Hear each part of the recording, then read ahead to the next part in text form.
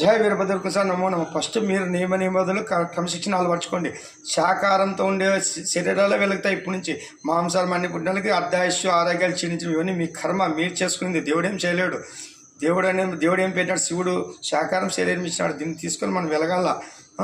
ఏనుగేం తినంత బలంగా ఉంటుంది, గుర్రం ఏం తిరిగి అంత లెస్సగా ఉంటుంది అవన్నీ తెలుసుకోకుండా ఇది తింటే బలం వస్తుంది, అది తింటే బలం వస్తుంది. మూగు జీవాలు చంపి ఆ మూగు జీవాలు ఉసులు మీ శరీరాల మీద పడి బీపీ షుగర్లు, హార్ట్ అటాక్లు, అసర్జీలు, కిడ్నీలు చేయడం, కాళ్ళ నొప్పులు, కీళ్ళ నొప్పులు, ఇవన్నీ రోగాలు ఎందుకు జమే?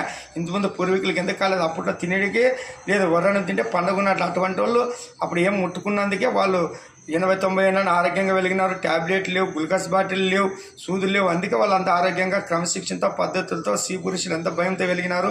స్త్రీలు నెట గౌరవించడం. ఇప్పుడు రాక్షసి తిని విచ్చిలు విడతనం పెరిగి లివింగ్ రిలేషన్, అక్రమ సంబంధాలు, బావోర్స్ లేకుండా ప్రవర్తించిన పెళ్ళైనా పెళ్లి కాకుండా వయసులో ముసలి వయసు ఉన్నాయేమో కూడా ఇప్పుడు కామక్రోధాలు పెరుగుతున్నాయి. ఎందుకంటే ఇది మదం తిండి. కామక్రోధాలు